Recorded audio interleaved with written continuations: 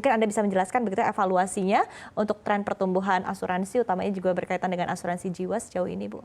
Baik, selamat siang. Ya, saya melihat juga optimisme ya dalam pertumbuhan premi asuransi jiwa di 2024 ini, di mana kita melihat AAJI juga memproyeksikan pertumbuhan di tahun ini sekitar 7-10%. Itu merupakan angka yang realistis dan achievable, mengingat bahwa pertumbuhan ekonomi Indonesia juga diproyeksikan di atas pertumbuhan ekonomi global. Ya, kita diproyeksikan 5% Mbak Iva di tahun ini, sementara global hanya 3,2%.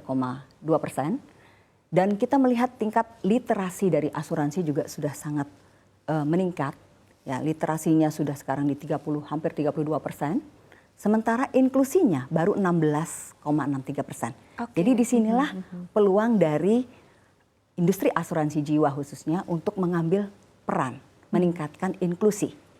Beberapa hal yang memang harus diperhatikan oleh asuransi jiwa dalam hal ini BNI Life yang kami lakukan adalah juga mempersiapkan tenaga pemasar. Tenaga pemasar yang tentunya handal, tenaga pemasar yang juga memiliki kemampuan dan menghindari mis-selling. Di samping itu juga inovasi-inovasi produk yang sesuai dengan kebutuhan nasabah. Baik. Ya, kalau kita lihat inklusinya sekarang baru 16,63. Kemudian penetrasinya juga begitu. Penetrasi industri asuransi jiwa di Indonesia itu baru 2,3% dari produk domestik bruto. Padahal di negara-negara maju itu sudah jauh di atas itu. Bahkan Singapura pun itu sudah mencatatkan angka 12%.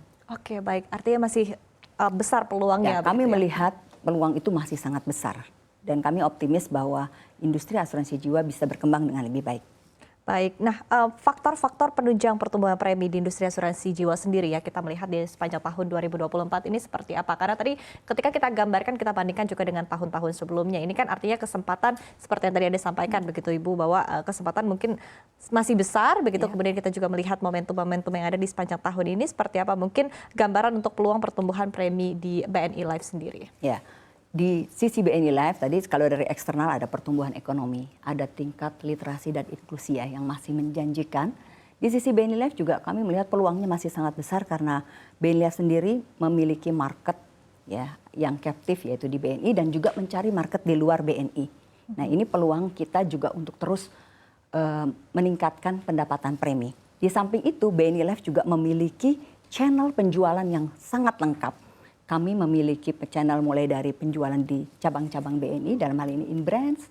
Kami juga memiliki telemarketing. Nah, ini juga merupakan tren yang menurut saya sangat menarik ya. Bahwa penjualan melalui telemarketing masih bisa sangat diandalkan.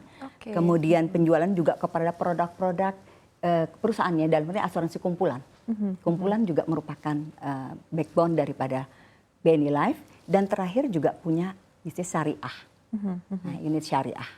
Nah, ini BNI Life tetap optimis dengan adanya channel, produknya juga kita punya produk yang lengkap, kita punya unit link dan juga non-unit link atau produk tradisional, dan asuransinya bisa berupa individu maupun kumpulan.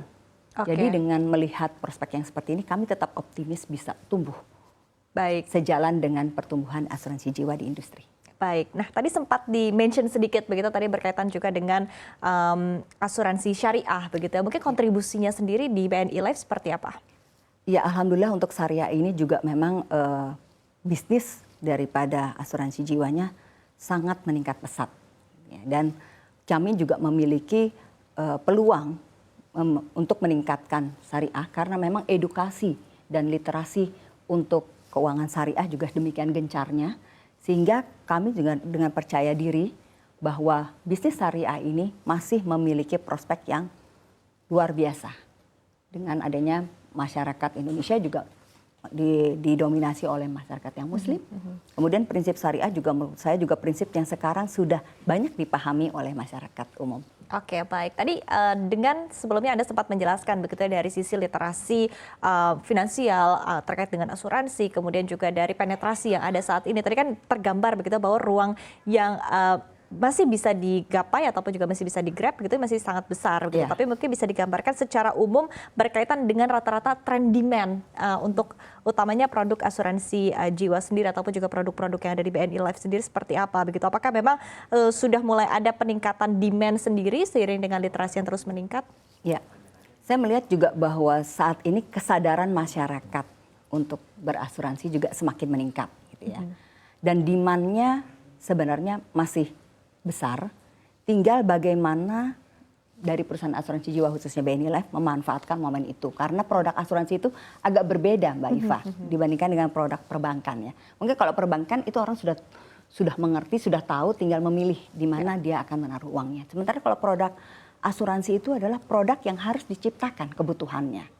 Jadi kebutuhannya sebenarnya ada, tetapi mungkin cara menyadarkan masyarakat butuh akan perlunya asuransi, khususnya jiwa, itu masih perlu dibangun. Berbeda dengan asuransi mungkin umum atau kerugian.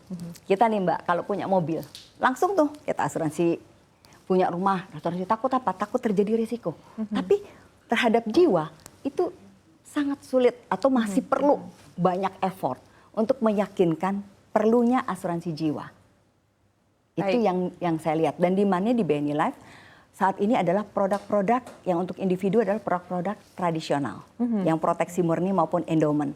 Dan memang kalau melihat portofolio BNI Life saat ini didominasi oleh produk-produk yang tradisional. Oke, baik. Tapi mungkin bisa dielaborasi lagi lebih lanjut tadi berkaitan dengan produk-produk. Karena sebelumnya tadi juga Ibu menyebutkan begitu ya bahwa di satu sisi variasi produk ini juga perlu dilakukan begitu tadi untuk terus mendorong industri asuransi di dalam negeri. Nah, langkah-langkah yang dilakukan oleh BNI Life begitu tadi dengan di satu sisi menciptakan produk-produk asuransi yang sesuai dengan kebutuhan masyarakat dan di sisi lain juga sembari terus menyadarkan begitu pentingnya asuransi bagi masyarakat seperti apa begitu sehingga akhirnya bertemu di tengah seperti apa Ibu?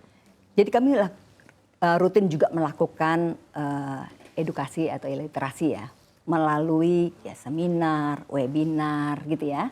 Baik itu kepada masyarakat umum melalui universitas-universitas juga kita melakukan seminar itu ataupun juga kepada perusahaan-perusahaan yang sudah ataupun menjadi prospek klien kami. Jadi kalau perusahaan itu kan pasti memiliki juga karyawan. Nah, kami sering juga melakukan edukasi untuk financial planner, bagaimana mengelola keuangan dengan berbagai pendekatan, dengan pendekatan bagaimana mengelola kekayaan mulai dari memproteksi, menumbuhkan kekayaan itu sendiri dan bagaimana juga bisa mengembangkan ataupun mentransfer kekayaan tersebut kepada generasi berikutnya. Nah, ini yang terus-menerus kami lakukan dalam upaya membantu meningkatkan literasi asuransi. Nah, di samping itu yang tadi saya sudah sampaikan juga Mbak, bagaimana meningkatkan kapabilitas dan produktivitas dari sales asuransi yang ada di BNI Life. Itu juga menurut saya paling penting. Ya, mindsetnya mereka juga harus dibentuk bagaimana bisa meng-create kebutuhan nasabah. Kalau cuma menawarkan by push produk push, saya yakin nggak akan terbeli. Tapi yang harus diciptakan adalah bagaimana create the needs, create kebutuhan akan asuransi tersebut. Nah ini yang kami terus-menerus lakukan edukasi kepada pemasar kami. Baik, karena tadi sekali lagi kuncinya juga dari pemahaman masyarakat, begitu Betul. ya Ibu? Baik, baik. Masyarakat akan paham kan juga melalui penjelasan-penjelasan petugas pemasarnya. Baik.